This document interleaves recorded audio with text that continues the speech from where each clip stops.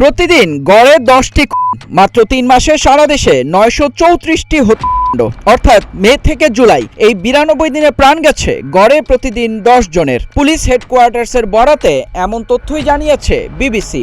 রাজধানী থেকে প্রত্যন্ত অঞ্চল একের পর এক হত্যাকাণ্ডে প্রশ্ন উঠছে দেশের আইন শৃঙ্খলা পরিস্থিতি নিয়ে। পুলিশের হিসাব বলছে চুরি ডাকাতি কিছুটা কমলেও ঘটনা নিয়ন্ত্রণে আনা যাচ্ছে না। কেন থামছে না এই হত্যার মিছিল?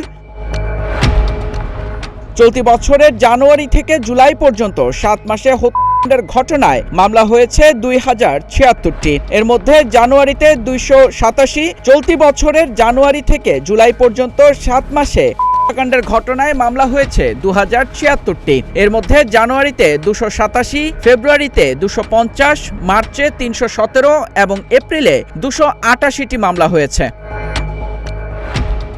বাংলাদেশ পুলিশের অতিরিক্ত আইজি খন্দকার রফিকুল ইসলাম বলেন, প্রতি মাসে কম বেশি 300-র মতো খুনের ঘটনা ঘটছে। গড়ে প্রতিদিন 10টি করে যেন আমাদের ভাগ্যে লেখা রয়েছে।